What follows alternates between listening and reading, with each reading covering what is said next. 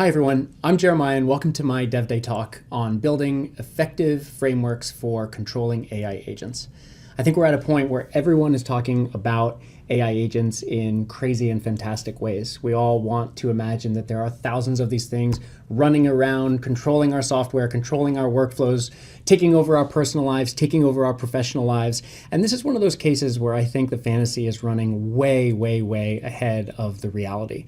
And what I'd like to do today is bring us back from the hype, bring us to a very practical place, bring us to a place we are today, which is still pretty fantastic, right? AI agents are magical in many ways, but we really need to figure out how to build software for controlling them, because there is this fundamental problem when we think about AI agents as software.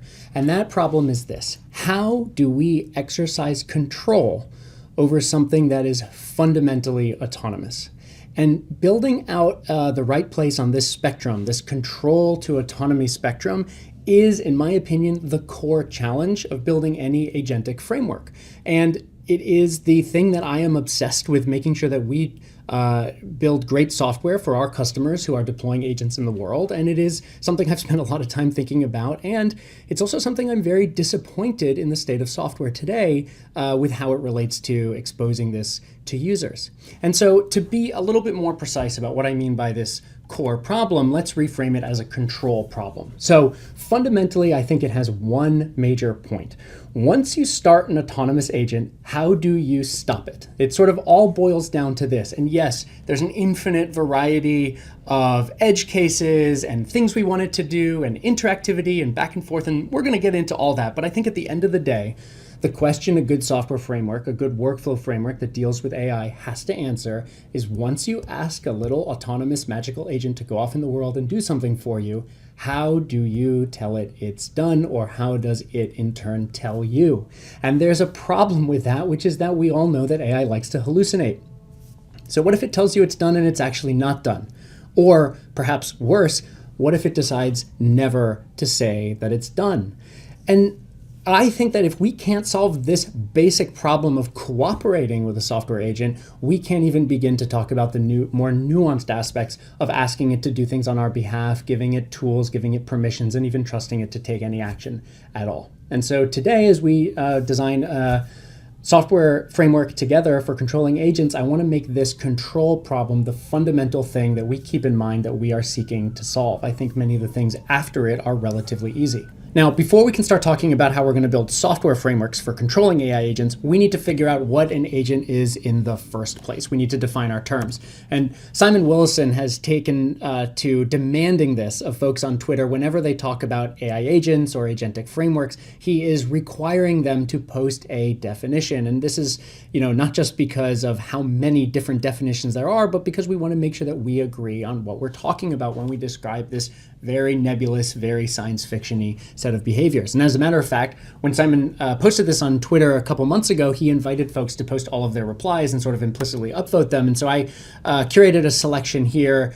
This is a definition of an AI agent as the sum of its capabilities in technical terms. Here is a definition of an AI agent in terms of the percentage of an application it's responsible for executing.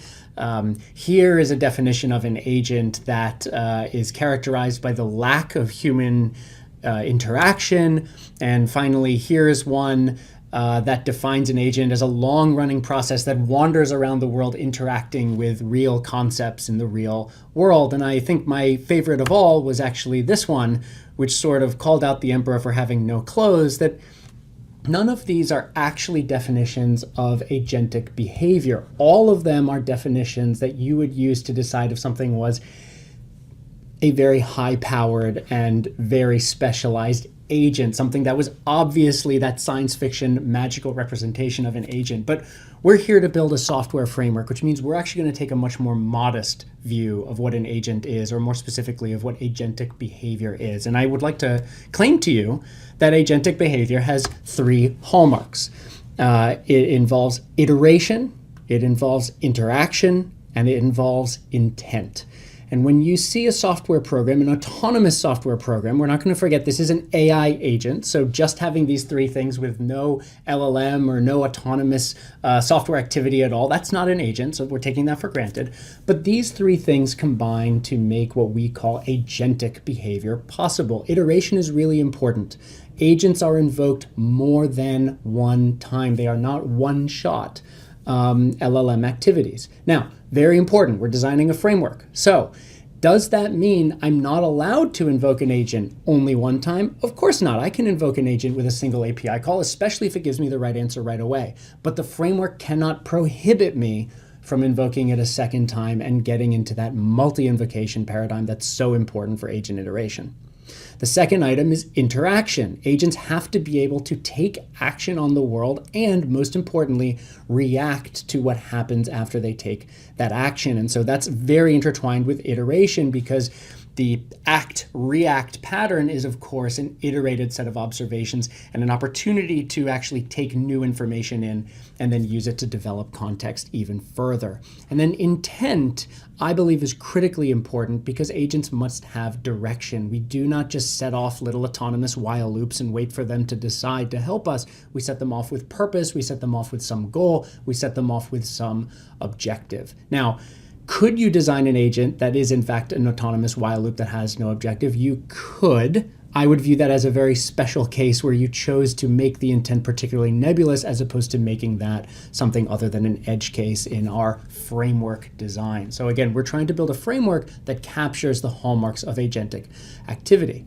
Now, as a matter of fact, Simon went on to ask this question. He says, if you have a definition of an agent, he wants to know, does the ChatGPT code interpreter qualify under that definition? And he specifically says it is a tool using LLM running in a loop trying to achieve a goal. Is that agentic enough? And I believe that the implication here is that we shouldn't include it as an agent, that something more is needed. And I would like to strongly say, yes, that is agentic enough. It may be a very unsexy agent. It's not particularly interesting to us. It's on a very short leash. We don't let it do much. It has one tool. It has a very limited scope of autonomy. But 2 years ago when it was released, it blew our minds by showing us what agents were capable of. And I think this is really important. When we talk about agentic behavior, it is not our job to only make possible the most cutting-edge science fiction agent implementations. It is our job to make agentic behavior possible in any form. And it is the framework's user's job to take advantage of those primitives to deliver mind-blowingly cool applications. So if I were from scratch going to say, listen, I'm going to add an agent to my chatbot that it can delegate to at any time. And that agent is capable of writing code and executing code and will do so to try to prove out the requests from the main chatbot. Then I don't think any of us would blink and hesitate to say that that wasn't an agent, a small single-purpose agent, yes, but an agent. And that's exactly what the code interpreter is. It's just been presented to us in such a transparent, such a beautiful, almost dumbed-down way that it becomes tempting now to say that it's not agentic enough. And I think this is really, really important. We are going to talk about a software framework. I believe that with good frameworks, you can build incredible software. But just because you have a framework doesn't mean every single thing is going to be that mind-blowing science fiction agent implementation. In fact, one of the things that we observe here at Prefect, looking at primarily a B2B context for software, which is a little bit different than what we might see in the Twitter demoverse. B2B software, we tend to see that agents are small. We actually very, very rarely see AI being deployed in an end-to-end fashion, which is to say, AI is kicked off at the beginning of a pipeline, goes off and does its own thing, and comes back with a result end to end. Instead, what we see is we see companies taking existing traditional software and pipelines and data pipelines, and they are dropping in autonomous agents for the most expensive or the most complicated parts of those pipelines that were either prohibitive to update in the past or impossible to update in the past. One of the most common things we see is, for example, a step that might involve some sort of translation or image recognition or other sort of non-algorithmic activity, and you drop an agent in to take over that aspect of the chain.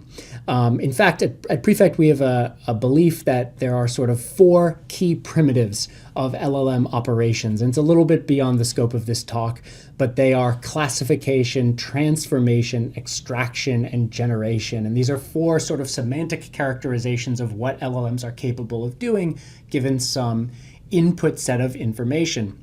And generally speaking, when we think about the best application of an AI agent, it is where you want to apply those core operations in some sequence towards some business outcome. And so that's why when we look in a B2B context, we see folks not replacing all of their software wholesale, but rather looking for a place where translating information from one form to another is the key determinant of success. And this happens most frequently when software meets the real world, because the real world is a messy place. The real world is a confusing place. The real world is a place that doesn't believe in schemas, at least not ones that are durable across time.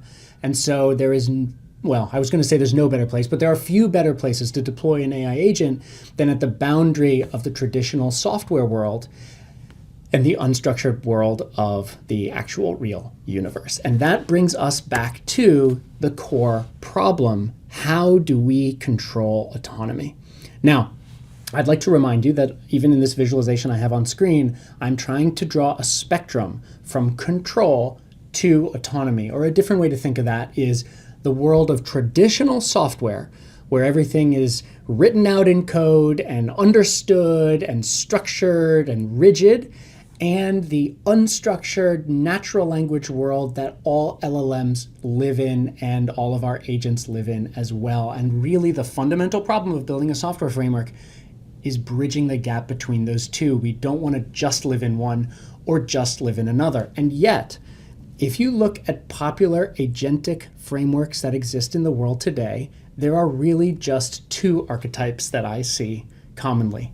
The first is the state machine model. This is where you build a very explicit graph of your agent's brain and every single activity it's allowed to take and how it's allowed to transition from one to another. And then you put that in the world and call it autonomous. And I think that this is sort of ironic because what you're really doing is the ultimate form of micromanagement. Every single thing about this is preordained except the extremely minor operation of choosing the next route. And so in our Prefect's ontology of LLM operations, we would say that you are only allowing the agent to participate in a classification activity or a routing activity, which is the most absolute constrained form of LLM operations there are. So this is how you live in the world of extreme control. You do not permit your agent to go off into its autonomous world except in the smallest possible doses. Now, the other form of popular agentic framework that we see today is the black box. In this, you throw your agents in a box, you give them an objective, you put them on a while loop, and you basically hope that they come up with the right answer, and maybe more importantly, that they tell you they came up with the right answer. Because in the black box, there's really no way to be sure. And so what happens is that these 2 paradigms of software frameworks form 2 extreme ends of the control autonomy spectrum. One is extreme control and micromanagement. One is extreme autonomy with next to no influence possible at all. And I think this leads us to the autonomy paradox, which is that we can't simultaneously have control and autonomy, but we kind of need to in order to work with these agents as software, right? So if we give the agents too open-ended a task, it will fail. But on the other hand, we allowed it to relish in its autonomy. And if we give the agent too narrow a task, if we micromanage it, haven't we sort of defeated the purpose of AI? Haven't we sort of robbed it of the opportunity to do the things that we all think are magical? And this paradox of how do we find a balance point between control and autonomy is the goal of an effective software framework. And it's why I think most of the frameworks available today automatically fail the test of helping us work effectively with AI agents. Now, there is a better way, and it sort of falls out of this spectrum that we've been talking about, which is that I need to be able to fluidly interpolate between those 2 extremes. It is never going to be a good idea to draw out the entire graph of actions for an agent. I say this not as an expert in AI, I say this as an expert in building workflow management software. We rejected explicit graph-based software close to 2 decades ago because we found better ways not just of writing it, but of executing it. And it's a little distressing to watch the AI world try to keep up with the progress of technology by repeating the mistakes of workflow software that I thought, had rejected so long ago. It's just, nobody wants to write this software. I don't want to write it. You don't want to write it. What we want to do is work with the agent. So it's not going to be extreme control, although I understand that sometimes we will want more control. And it's not going to be extreme autonomy either. We've frankly never had a chance in the workflow software building business. We've never had a chance to actually just let things go off and do their own thing. And it's very fun to watch, but it makes for very, very poor software, at least in a business context where replicability is really, really important. And so I want to be able to modulate between the two. I want to be able to say, for example, go write me a 5-paragraph essay. I am giving an agent a lot of autonomy when I make that request. I put very few constraints on what I expect the result to be. Other than that, we'll have 5 paragraphs and essentially be a string. It will be prose. On the other hand, I could ask it to review an essay for spelling mistakes. I've now taken a significantly more controlling posture, and I'm getting a much more nuanced response out of it. There's much less room for error in the latter. And as a reminder, when we're thinking about a framework, when we're building workflows, error has 2 forms. There's actual errors, like it messed up, like it did the wrong thing. And then there's what we would interpret as error over many runs, which is to say variance. Variance can be the same as an error. And so when we go into the world of increased autonomy, we are inviting a greater chance of error. And so the single most important thing that I want to share with you today, perhaps the most controversial thing that I want to share with you today, is that if you are building a software framework for controlling AI agents, the most important abstraction to introduce is actually not an agent, it's a task.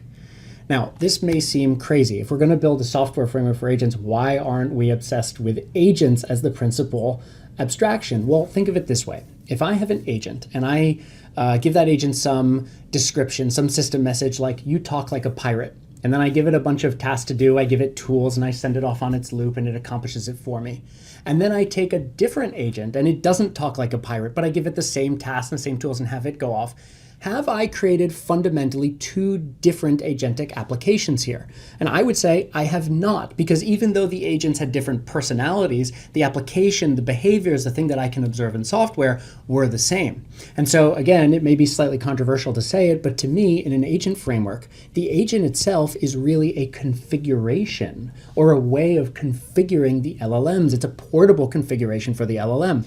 This agent has some tools, some personality, some specific ways that it interacts with the world. This other agent has access to a different set of maybe memories and tools, but those are now config for the actual application that I'm going to build. And that application is going to be characterized by what it does and what it returns to me as the developer who built it. And we are going to call those things tasks. Now, a task is a contract between you and an agent. It is the mechanism that lets us finally solve that core problem of control, of yielding and returning control between a developer who lives in a structured world of Python and an agent who lives in a crazy unstructured world of LLM tokens.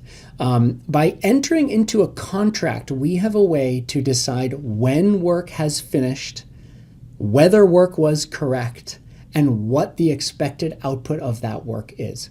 And within the boundaries, within the confines of that task, the agent is allowed to do whatever it wants. It's allowed to exercise its autonomy. But as soon as the task is complete, control returns to me as a developer. And this is how most frameworks work whenever there is a need to move between one way of working as a developer and another way of executing code on platform. Think, for example, of async.io for async code in Python. The primary abstraction there is about delegating control, delegating tasks to an event loop, and then, maybe more importantly, getting that control back into one task. And the system, the framework, is designed to facilitate that control exchange above all else. Every other nice thing that it does is sugar to facilitate interacting with it as a developer. And I would like to make the same claim about agentic frameworks. The most important job to be done here is to facilitate the exchange of control between a user who otherwise has full control over what the code is doing and an agent who is otherwise fully autonomous, and make it possible to go back and forth and cooperate to achieve the parameters of whatever program we're building. And if that program is 100% generated by an agent, it is 100% a representation of autonomy, great, that satisfies our framework. And if it is 99% a traditional Python script that you would see anywhere else, except at one point in the middle of the script, we ask an agent to do some relatively small but difficult task for us, that is also completely valid within our framework. And so what we are proposing here as the goal of our framework is to promote autonomy with constraints, and more importantly, with constraints that we have agreed on with the agent. Now, when we first started discussing this internally, there was sort of a bias we had that it wouldn't work. Because if you think about asking an agent to do some large scale task, and remember some of those tweets that I showed you earlier about how people think about agents as not requiring human intervention and going off into the world and taking interesting actions. Well, if you think about that, and now you think about using a task as a way to modulate control, and you introduce more frequent tasks to have more control over what's happening, it sort of feels like that's going to rob the agent of its ability to produce those magical outcomes, because we are being prescriptive. And of course, if you take the extreme version of this, you end up back with a graph-based framework, which I think robs agents of almost all of their autonomy. So what's really interesting, though, is if you will consider variability as one form of error, our goal is to get a really nice reproducible output out of our agents, a high quality output, one that we couldn't easily program ourselves. And what happens is if you start to view tasks not as explicit dictation of what an agent can do, but rather as sort of like checkpoints. You're asking the agent to just check in with you, and you're guiding its progress because you're setting up these checkpoints. You actually can elicit really complex, magical feeling behavior without having to just set and forget your agent on this enormous task. And I think this was the most surprising thing, that by chopping giant tasks that are unlikely to succeed into well-defined but smaller tasks, you actually recover the magic behavior. I didn't expect that. That was an experiment when we went into testing this type of framework. It turns out that it actually works so much better because the outputs are more predictable and more manageable. And so you end up with, instead of this spectrum of control and autonomy, where you kind of feel like you have to either choose one or the other because we have that core paradox of how do they mix. Instead, we end up introducing tasks as like a scalar quantity, where the task itself becomes a way to modulate between more control and more autonomy based on how many tasks you have and the nature of the tasks themselves. And so finally, this lets us move towards an effective agent framework, where the core job to be done is to let us define tasks for agents that serve as these checkpoints that keep the agents on their rails or within an acceptable boundary of autonomy for the duration of whatever we're asking it to do. Now, as a reminder, we go back to the hallmarks of agentic behavior, and there are 3 of them. Now, interaction, which is to say taking an action and then observing its outcome so that you can react. I'm actually not going to spend as much time on that, because I think tool use is the one thing that we sort of all have agreed on. It's well understood how to have an agent generate the JSON schema to call a tool and then pass the result back in. So we're not going to reinvent the wheel on that. Tool use is going to be tool use is going to be tool use. But intent and iteration become a lot more interesting when we think of a task as our principal abstraction. Intent falls directly out of the objective of the task. When we tell an agent to write us an essay, now it has an objective, now it has intent. More interestingly, the task now helps us put the termination condition on what would otherwise be a fairly unbounded while loop. That's the iteration. And so the task abstraction both solves for intent and iteration, while also facilitating interaction in some interesting ways that we're going to take a look at right now. So now we're going to switch over and we're going to have a look at ControlFlow, which is Prefect's framework that satisfies the principles that I just shared with you that are our belief, our opinions on what it takes to build an effective framework for cooperating with an AI agent. And I have a demo notebook here that we're going to walk through a few examples in. I'll make this available after the talk so that you can take ControlFlow for a spin yourself. And all of this is expanded on in significantly more detail at the ControlFlow documentation, which is available at controlflow.ai.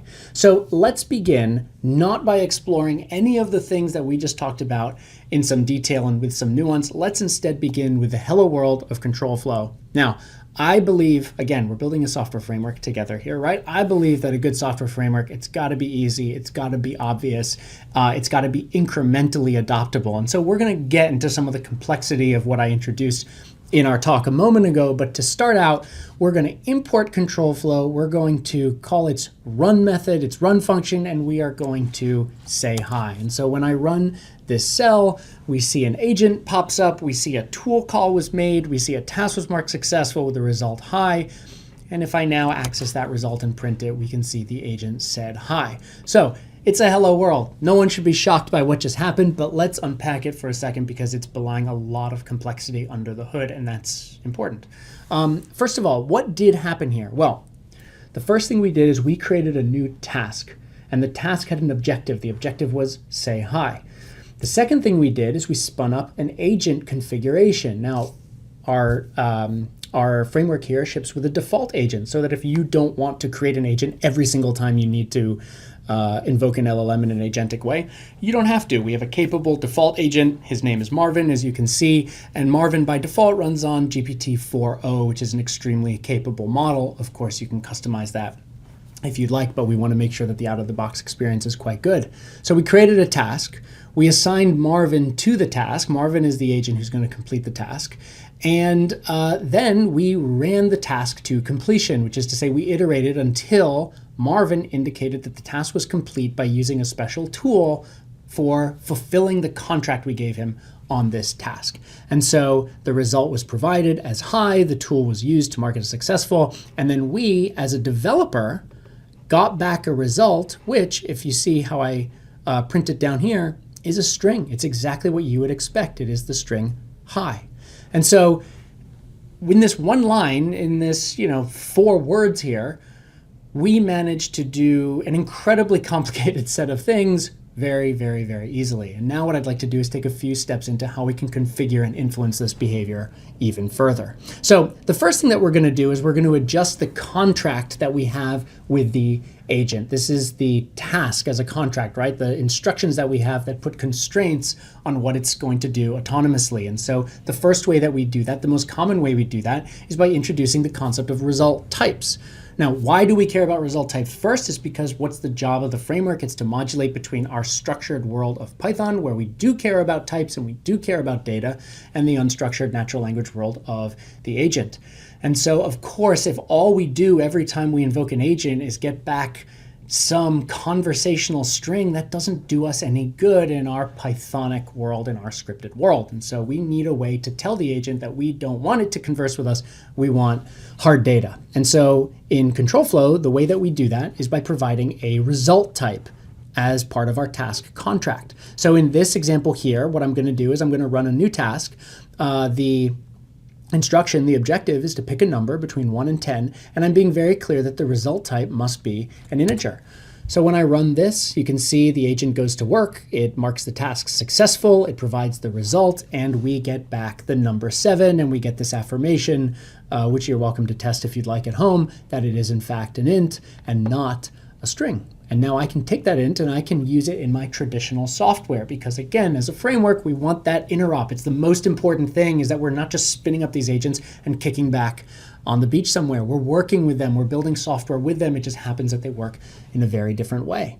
We can do more complicated things. Here, I'm going to create a Pydantic base model called a movie review, and it has a few attributes. It has a title and a rating and a summary, whether or not I would watch again. And now I'm going to give my agent a task to produce one of these movie review objects, and I'm asking it here, review the latest movie you watched, and I'm hinting to it that that movie, for no reason at all, is iRobot. And here it goes, and now you can see there's considerably more data coming out of that task contract, and if I print it, we'll get a nice description of the movie review object, and of course, would it watch it again? Yes, it would.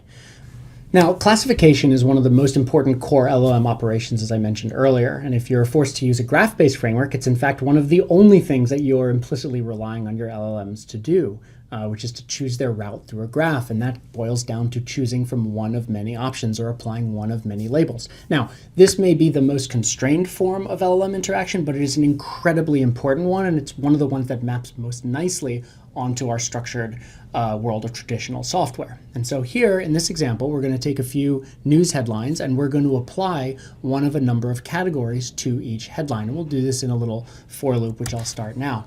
Now, I want you to take note of how I've set up the task contract here. I provided a result type here, which is a list of items. And ControlFlow has a few nice little pieces of sugar. One of them is that if your result type is not a type, but rather a clearly enumerated list of options, it will automatically kick into its classification mode. And we've done a number of things under the hood to make sure that classification is a relatively lightweight token light, not only code light operation that's done as efficiently as possible depending on the LLM provider that you've selected.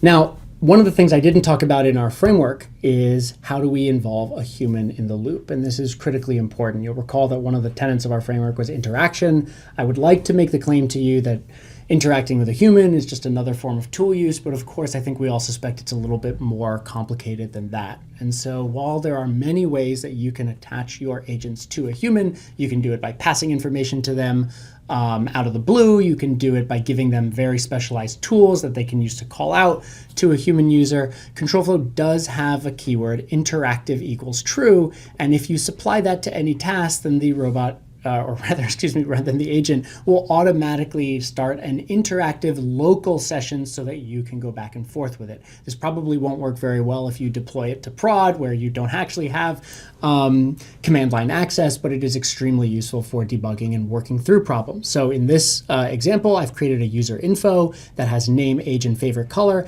and I'm going to ask the agent to have a chat with me, learn those things, and then return them. If I run this task, you'll see that the agent used a CLI input tool to collect some information from me. It's asking me for my name, my age, and my favorite color. And this lets us show off one of the best parts about having tasks as the principal abstraction, which is that this agent will keep talking to me until it collects the information that it needs to complete the task. So if I give it only part of what it's looking for, if I say I'm 39, it should come back and ask me for more information. There it is. Thanks for sharing your age. Can you also let me know your name and favorite color? And we're getting this behavior sort of automatically because we've given it a very clear contract that it needs to fulfill in order to move on. So now I can say, sure, I'm Jeremiah and my favorite color is blue. And now, having collected the information it needs, it marks the entire task as successful. It's got the information, and we can print it out and see what the result is. Now, of course, we mentioned that we're going to almost take for granted that the agents need more typical tools, but just to prove that they are here as part of ControlFlow, we're going to write a normal Python function that rolls a die, returns a random number between 1 and 6. We're going to give it to our agent, and then to prove that this is more than a one-off, to prove that iteration and reaction is part of what's happening, we're going to tell it to roll the die 3 times, and after each roll, write a poem with that many lines. And you can see here that the result type now is a list of integers, which means that when I'm asking it to write the poem, it's going to do that on its inner monologue. It is not going to return those conversational lines to me. And so now we can watch the activity taking place. It rolled the die, it got 1, and so it gave us I'm going to be honest, I think this is cheating a little bit. It gave us a rhyming poem on 2 lines, claiming that it's 1. Live demos are live demos, folks. It is what it is. Now we got 2, so it wrote a 2-line poem, and now it got 1, and again, it did its cheating single-line poem. It's a little ridiculous. It's a little frustrating to do a live demo when the agent decides to be cheeky, but we're going to run with it.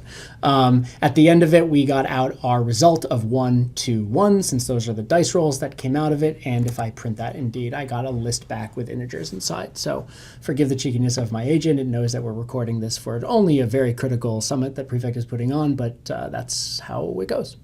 Now what we're going to do is get into a little bit of complexity. We've set up tasks as contracts between you as a developer and an agent. We've shown that we can keep them on it. We've accidentally shown that they can exercise some autonomy if we don't make the task so small that we sufficiently constrain its activity. And so now how do we bring this capability into traditional software? And in ControlFlow, we do that primarily by adding context to the tasks that is expected to be fulfilled by whatever sort of parent function you're running. So in this example, we want this agent to analyze customer feedback. And this is being packaged up as a nice, completely standard Python function that's going to happen to call a ControlFlow agent inside of it. And so we're going to take whatever's passed in as feedback and as a product type, and we're going to provide that as context to the task. Now, could you put this in the objective? Could you just interpolate it in? Of course you could. This is all being packaged up ultimately as a string and being provided to the agent. What ControlFlow is doing behind the scenes is it's tagging this information in the way that we believe is most constructive to fulfilling the task contract. So for example, the objective will be put in a different place in the context. One of the reasons for this is that objectives tend to stay constant over invocations while context is expected to change. And so as you can imagine, even the order that you present this information in can actually influence the ultimate outcome. But treat this as more of a user-facing facility just for ease of use, as opposed to something that must be done this way or it will fail. However, what this means is instead of having to interpolate it into a string, I can provide these things as a native dictionary directly into the task. And when I run this, we'll have our agent go off. It'll perform its analysis. It will mark the tool as successful. And ultimately, we got it to score the feedback through a classification mechanism. So the first one we decided was ultimately negative, even though it had an "at least the UI is pretty" comment. And then the second one is obviously quite positive. Now, so far in this demo, we've done everything through cf.run. And this is by far not only the most powerful way of using ControlFlow, it is the easiest way of using ControlFlow. It is a single invocation that allows you to define your tasks.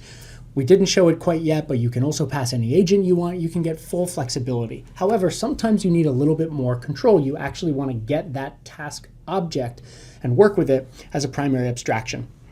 And in this case, what you can do is you can create a task. Now, when you create this task, it does not go off and run it. It just creates it, and now you can examine its properties. You can see if it has run yet. You can see if it's successful or failed. You can see what its result is. And this is a way of just getting more control and adding to the control flow of your parent program. When I run this here, we're going to take a recipe. We're going to create a task that produces a recipe. This is the critical line, recipe task.run, which is very similar to the cf.run sort of prepackaged entry point. And you can see we're going to get a very similar set of results, and we'll get our recipe out as well. Here's another example, generating a travel plan, where again, could I have done this as cf.run? In this example, I absolutely could have, and it would be identical output. But in this case, I do get to access this task object, and now I can examine it. This becomes especially powerful when you want to control iteration. So cf.run and task.run are going to, by default, run each task to completion. And the while loop will be invoked and the control will be delegated until the task is complete. In this case, however, I could do something different. I could say while the task is pending or while the task has a certain property, and I can actually go in and I can take full control of the agentic loop, which means I could run only one step of the agent and then return control programmatically back into my Python script. Maybe I want to modify something. Maybe I want to generate a new task. Maybe I want to throw that task away. There's a lot of ways that I can take control when I have that task object, and I can exercise different requirements and different terminal conditions than just asking the framework to run things to completion. One way of doing that is I can examine it for failure. So in this case, I'm going to create a task that says use the weather tool to get the weather in San Francisco. But you'll notice I am not providing any tools to this task. And so the agent is now, I don't think we've shown this in this demo yet, but the agent is now going to mark the task as failed. This is a new concept. The task is a contract. The agent can't delegate control back to us until it completes the task. But in this case, the task cannot be completed successfully. And so the task is being completed, marked as failed. If we go down, we'll get a nice traceback. We can follow this all through. You can configure it, by the way, so failures don't actually raise errors. It's just a sane default that we have. And then I can actually examine the task object. I can look at its status, which is failed, and I can look at its result, which has been where the agent has provided a message to explain to us why it made this rather drastic decision to mark the task as failed. Now, one of the most important things that I want to share with you, and sort of one of the penultimate things here, is we've talked about iteration now in terms of invoking the agent multiple times until it completes a task. But what about when we want to invoke multiple agents or multiple invocations of the same agent on a variety of tasks, which is probably the most common way that you'll create agentic programs. You're going to ask the agent to do one thing, and then you're going to ask it to go on to another thing and a third thing. Now, I'd like you to look carefully at the code that I have up here, because it may or may not do what you expect depending on your biases. What we're going to do is we're going to ask an agent to roll a die and tell us what it got. And then we're going to ask it to add 100 to the previous roll. Now, maybe it surprises you, and maybe it doesn't, that it's not going to do this correctly. It's going to roll the die and it's going to get a 4. You might expect now when I scroll down, it's going to say 104. But in fact, it's going to return 100, as you can see here. And of course, that's incorrect. Now, why did it do that? Well, whenever we create one of these tasks and run it, we're running it in an independent context, in an independent history from any other. Could we, by default, have created a global object and had a shared history? We absolutely could have, and in an earlier version of this, we actually did.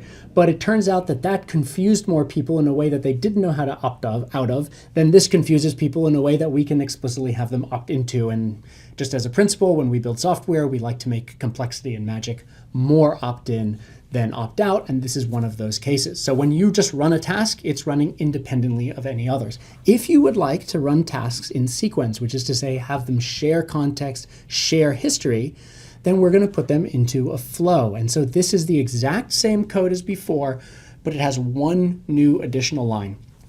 We're going to open a flow context and run all of this code in that flow. And what this is going to do is it's going to create a thread, and all of the messages and all of the interactions and all of the context is going to be part of the same thread now across both of these tasks. And so when I run this code, the first die comes up and now it's a 5, and now the second task has access to that call and it can correctly return the result as 105. ControlFlow has a lot of additional features, which in the interest of time, I'm going to skip through, but you can feel free to go explore on your own. Memory is one of them. So I just showed you how we can carry history over from task to task, and that's related to actions that were taken by the agent implicitly and seeing what was done in the past.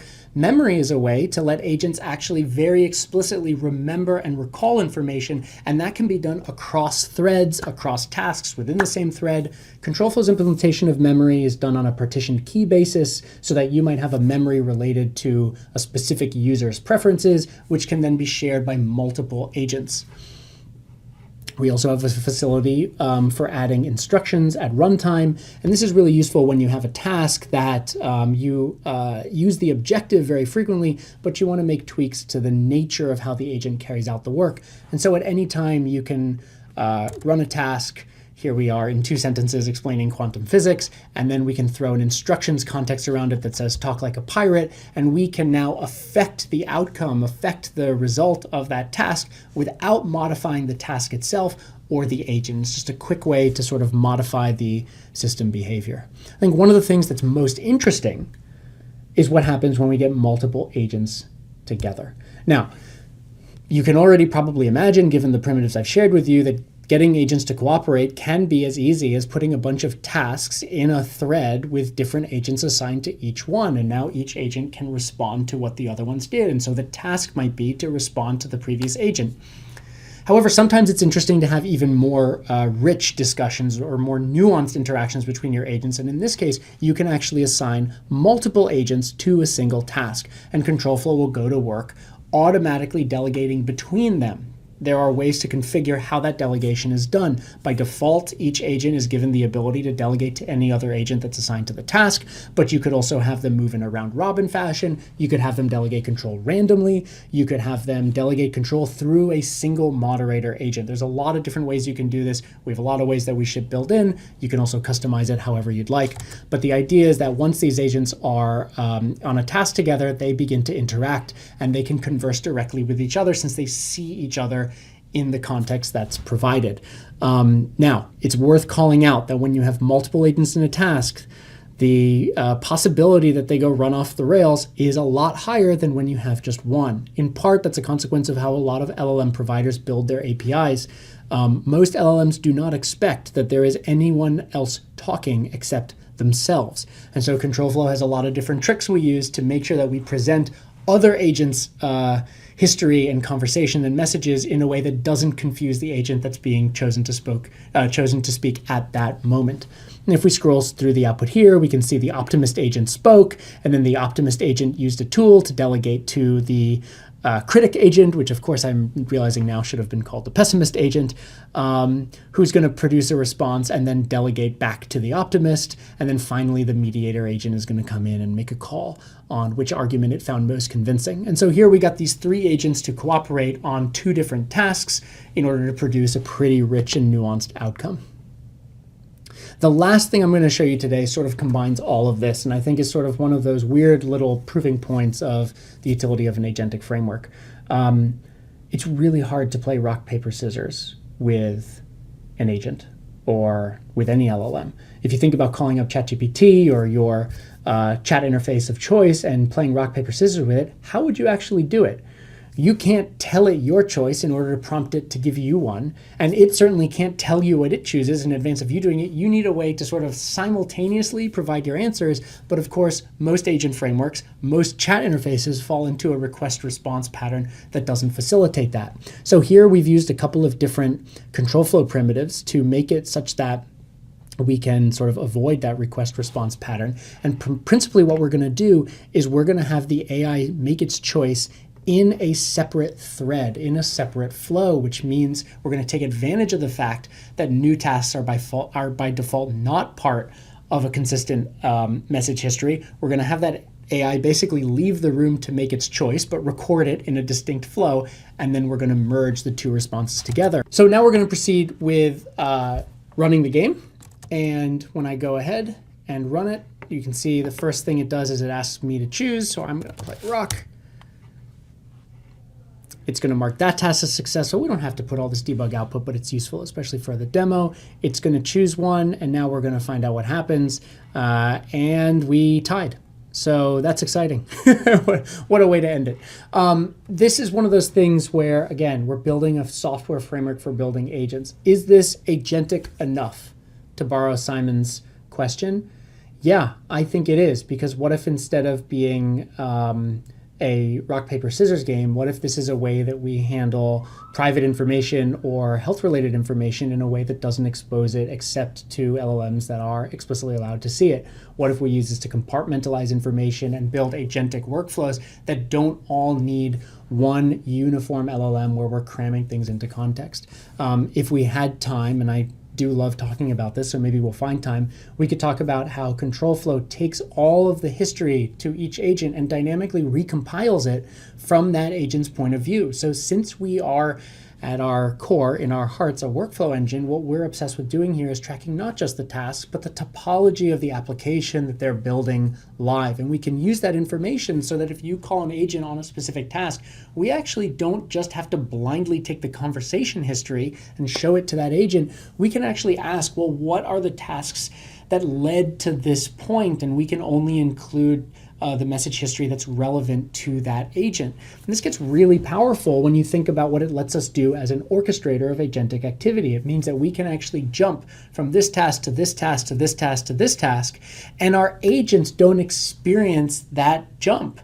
They only see a consistent message history that's relevant to them, and it lets us be much more powerful as a framework in how we permit agents to build branching activity and not have to think about what most frameworks do, which is just maintain this sort of brute linear approach. And so this is the reason that I get excited about building frameworks for agentic activity and focusing first and foremost on the contract, or the way of delegating between our user, the developer, and the agent, which is going to act autonomously in a sane way that lets us make sure that that handoff takes place as smoothly as possible. So I hope I've given you a little bit of insight into not just what ControlFlow is, but maybe more importantly, why ControlFlow is. I think this is a very differentiated approach to what's become popular in the agent framework world. I personally believe that that's just because the technology is moving so fast that we haven't really taken the chance to step back and ask, what is it exactly we're trying to do with this new type of software, with this new set of abilities? And